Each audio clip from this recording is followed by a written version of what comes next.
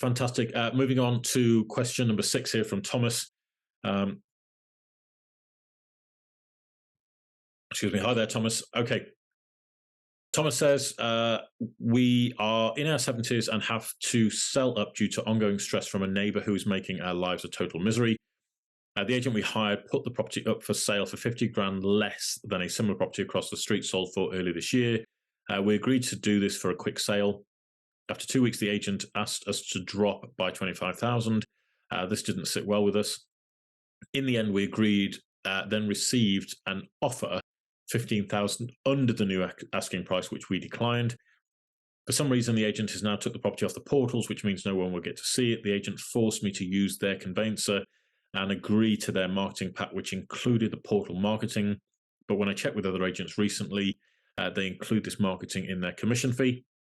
If I give 28 days notice after the contract period of 12 weeks, then hire another agent, I will potentially have to pay twice, as the terms state that within the next 2 years, if a person buying the house has seen an ad on the portals or viewed the house, then we are liable to pay the full commission, even if the buyer was not introduced by my agent. Is this lawful? I feel like we've been well and truly shafted here and no idea what to do. The agency is part of a national, long-established chain, so I expected better from them. All right, Thomas, well, thank you for the lengthy question, and I'm sorry that you're in that position. A couple of things that are going on for me, Thomas, when I read this. Obviously, I'm taking a lot of what you say at face value, so I haven't seen the contract. I don't know what you've signed up to, what's been agreed, or anything like that. But personally, gut reaction suggests that what you're suggesting is quite onerous. Excuse me. And it certainly raises suspicion if what you're saying is true. However, what I will say is that if you are in dispute with your neighbor, this is where I see quite a few people get caught out, is that they end up falling out with a neighbor, and then it escalates to things like solicitors' letters or correspondence from lawyers going backwards and forth. And unfortunately, this is something that is declarable when it comes to selling, the time to sell the property. Okay. So in terms of the price differential between the one that was across the road and the one that you're selling, I don't know what the condition of that property was like. And I don't know whether it's something that you've investigated at all, Thomas, but I don't know what the condition of that property is. I also don't know whether there was an ongoing dispute with a neighbor in relation to that property. I suspect probably not, but again, I don't know. So these are the two factors that I would take into account. Also, I don't know what the outlook and the condition of your property is. Are you next door to a substation, or are you, does the property need renovating? All of these are questions that would perhaps help explain the pricing disparity, rather than jumping to a conclusion that says, well, is somebody trying to pull a fast one here? I don't know. I don't have that information to hand, Thomas, but if you want to supply me with more info, I'll happily look at that. But the way that you can handle that would be to invite probably 3 other agents in the area to have a look at the property for you. And they may well have knowledge of the property that sold across the road. They may well be able to give you some advice about the condition of your property and how to market it. And particularly, as I say, dealing with this issue of your neighbor that it seems like you've had a falling out with. So I'm not going to encourage you to cut the agent out. That's not what I'm about at all. What I would say is, if you're genuinely unhappy, I would express that to them in writing, so it's very clear about what you're saying. So either via email or a formal letter, write to them and say, do you know what, this is what I thought we'd agreed. This is how things are transpiring. This is what I'm unhappy about. And it may be a genuine misunderstanding that needs clearing up. It may be that for whatever reason, somebody's clicked the wrong box in the CRM system, and that's why your property's been taken off the portals. It might not be malicious. But if there's a breakdown of communication with the agent, then obviously that's something that needs to be addressed. So I would express your concerns in writing, let them know where you are, and let them know what you're thinking about doing.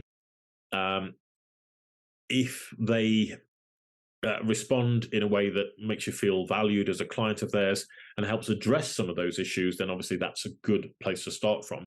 But also, I would invite other agents to your property to have a look. Now, the challenge that you've got, and this is something that is going to be a difficult one to deal with, is that because your property's been on the market, there will be a digital fingerprint or a digital trail of your property that's been on the internet, and agents have back office systems that will allow them to look at what data is around about your property. So they will have seen it go on at a certain price. They will have seen it being reduced.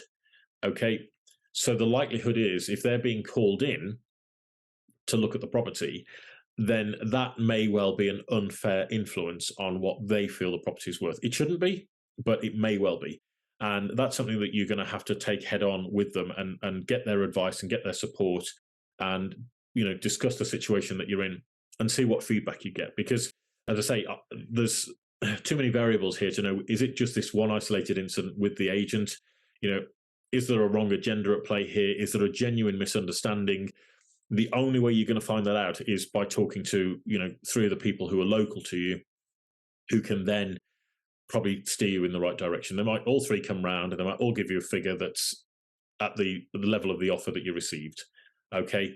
And that will help you have confidence that actually, yeah, this is the price for this property. And the reason the other one sold for more money was because it was in fantastic condition. It had an amazing view. There was planning permission for, a building plot in the back garden. There could be all these sorts of things that are going on here for you, Thomas, that, as I say, I don't have enough information to fully answer that. So that's how I would play it, though. And if you are genuinely unhappy, of course, you're within your right to terminate the contract and move on. But I would give the agent the benefit of the doubt and talk to them first of all, or say, put your concerns in writing and see where the conversation goes.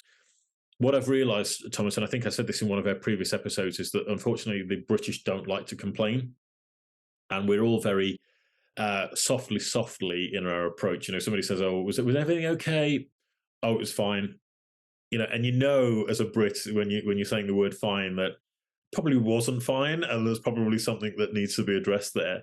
And so I think giving somebody honest and genuine feedback in a way that is considerate and lands well, then that can really help them a lot more than people realize. I had a conversation recently with a gentleman who's part of the industry, and he gave me some very direct feedback, but I knew it was coming from the right place. And I was like, do you know what? I'll take that on the chin. And actually, more importantly, I'll act on it, because I could see that he got our interests at heart, which is absolutely the right way to be. So give them the feedback.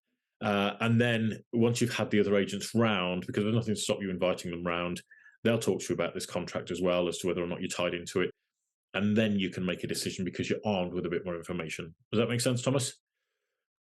Hope that's okay. Yeah, a lot going on there. And I'm sorry that you've had a falling out with your neighbour, because I know from, well, not personal experience, thankfully, touch wood, but from a couple of friends, I actually met a couple who were retirement age. This is when I was living in South Wales for a little while. And they came to see us, and we went out they wanted to take us out for dinner. And I kind of thought, okay, well, why do you want to take us out for dinner? And we went out and we had a really good meal. And it was halfway through the main course, and they said, oh, the reason we're here is because, and again, it was to do with a neighbor who was, making their lives a total and utter misery. And that whole situation just got completely out of hand. And I honestly encourage people that when they're in this sort of a position, think very, very, very carefully about what your next move is before you get into the hands of solicitors' letters and that sort of thing, because it can become a very difficult situation and very costly as well, where unfortunately the only winners are the lawyers who take this sort of thing to court. So yeah, be very careful there, Thomas. If there's anything we can do to help, please reach out to us, let us know as well, because, as I say, I'd like to try and help you find a way forward in that sort of situation. But talk to other agents in the area, get some more information together, and then you can make a more informed decision about what to do. All right, you guys. Well, I have got some more questions, believe it or not, but I'm actually going to bounce those into next week, because it's coming up. I didn't realize we've been on this for nearly an hour now. So thanks for all your time, care, and attention with us. As I say, I'll deal with those questions next week for anybody that submitted those questions and you want to know what the answers are. I'll feed those to you next week. I'm really excited about where things are at with WiggyWam and everything else that we've got going on in the background. Hopefully there's going to be some pretty cool things unfolding. Well, not hopefully, I know there are. And I'm really looking forward to how that's going to help and support people in their moving journey. So keep an eye out for those. It's going to be very exciting in the race towards Christmas as well. I can tell you that. So I'm really thrilled to be able to share more with you when I can. And yeah, as November progresses, I'm sure there's going to be more and more announcements coming out. So keep an eye out for those. As always, if there's any questions that we can help you with, any concerns, any comments, any feedback that you want to give us, please feed it through to us. Happy to help at wiggywam.co.uk. That's happy to help at wiggywam.co.uk. You can also reach out to us on our website, which is wiggywam.co.uk, or also on Twitter, which is at wiggywam_UK. That's at wiggywam_UK. And be happy to take any of your questions ready for next week's webinar, which is going to be, again, very exciting. And I'm looking forward to working with you guys all again then. So that's it from me. Thank you once again for tuning in, and I'll look forward to seeing you all on a future episode very soon. All right, you guys, you take care. Be good. Bye-bye.